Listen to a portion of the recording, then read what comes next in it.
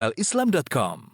Assalamualaikum warahmatullahi wabarakatuh. Alhamdulillah, salatu wassalamu ala rasulillah. Pada kesempatan yang bahagia ini kita akan menjelaskan tentang bagaimana cara pelaksanaan sholat id di rumah. Karena bisa jadi kita tidak bisa melaksanakan sholat id di lapangan karena ada halangan.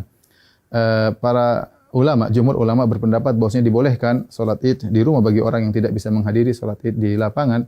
Sebagaimana diriwayatkan Imam Al-Bukhari rahimahullahu taala bahwasanya Anas bin Malik radhiyallahu taala anhu pernah sholat di rumahnya, fajama'a ahlahu wa banihi, maka dia kumpulkan istrinya dan anak-anaknya, kemudian dia menyuruh budaknya untuk menjadi imam.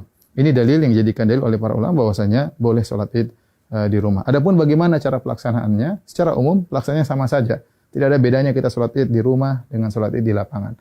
Bedanya kalau di rumah kita tidak melaksanakan khutbah, itu saja.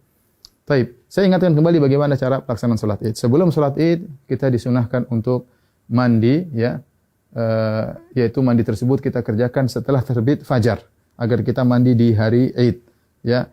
Setelah itu kita disunnahkan juga untuk makan korma dalam jumlah witir, ya, mau 3, mau 5, mau 7, karena itu sunnah Nabi SAW. Kenapa kita dianjurkan makan korma? Untuk menunjukkan bahwasanya hari tersebut adalah hari Al-Fitr. Al-Fitr secara bahasa artinya berbuka. Idul Fitri artinya hari berbuka, artinya kita sudah tidak puasa lagi. Maka kita tunjukkan bahwasanya kita berbuka. Sebagaimana kita berpuasa karena Allah, kita berbuka juga karena Allah, dan Nabi SAW segera menunjukkan berbukanya tersebut.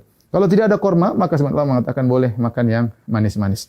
Kemudian setelah itu kita sholat id. Adapun sholat id, maka waktunya dimulai dari waktu syuruk, yaitu sekitar 15 menit setelah sunrise, setelah terbit matahari. Dan berakhir kata para ulama sebelum waktu zawal, yaitu sekitar 15 menit atau 10 menit sebelum azan zuhur. Di antara itu kita boleh melaksanakan sholat id. Tapi yang terbaik kita sholat id di awal waktu, di pagi hari. Adapun pelaksanaannya, maka kita bertakbir rakaat pertama 7 kali, rakaat kedua 5 kali takbir. Nah, ada khilaf di kalangan para ulama tentang 7 takbir ini. Apakah 7 takbir tersebut termasuk takbiratul ihram ataukah takbiratul ihram tidak dihitung, ya? Takbiratul ihram tidak dihitung. Ini pendapat Imam Syafi'i rahimahullahu taala dalam kitabnya Al-Um, bahwasanya takbiratul ihram tidak dihitung. Jadi bagaimana caranya? Kita bertakbir dulu, Allahu Akbar. Ini takbiratul ihram. Kemudian kita baca doa istiftah. Setelah kita baca doa istiftah, baru kita bertakbir 7 yang disebut dengan takbirat zawaid, takbir tambahan. Kita takbir Allahu Akbar. Allahu Akbar. Nah, apakah di antara takbir ini ada doa khusus? Tidak ada dalil, ya, dari Nabi SAW. Nabi pernah disebutkan membaca sesuatu di antara takbir-takbir tersebut. Oleh karenanya, pendapat mazhab Maliki tidak ada bacaan. Namun sebagian ulama berpendapat boleh membaca sesuatu seperti mazhab Syafi'i. Kita boleh bertakbir, boleh bertahmid, boleh bertahlil di antara takbir-takbir tersebut.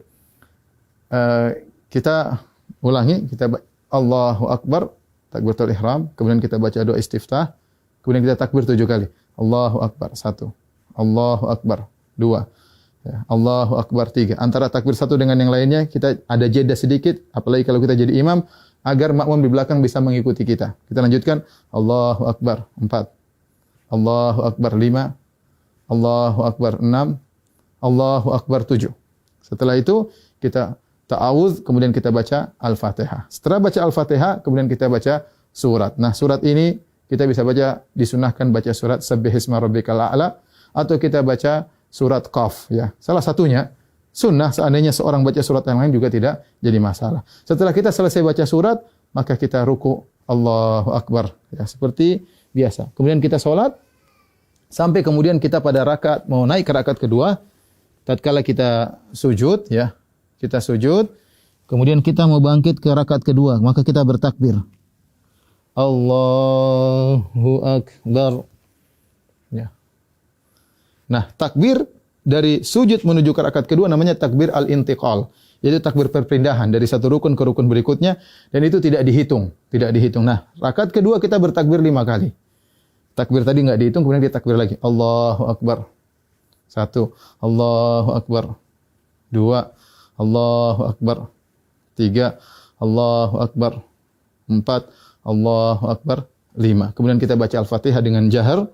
Kemudian setelah itu kita baca surat, disunahkan kita baca surat Al-Ghasyiyah atau kita baca surat Qaf, surat Al-Qamar, kita baca surat Al-Ghasyiyah atau kita baca surat Al-Qamar. Kalau tidak, kita baca surat yang lain, tidak jadi masalah. Kemudian kita selesaikan salat kita. Nah, setelah salat apakah ada khutbah? Jawabannya Anas bin Malik ketika mengumpulkan anak dan istrinya beliau tidak berkhutbah. Oleh karenanya asalnya kita tidak berkhutbah. Namun sebagian ulama seperti Ibn Qasim dari mazhab Maliki mengatakan jika berkumpul banyak orang maka ada yang berkhutbah maka itu baik, tidak mengapa, tidak terlarang ya.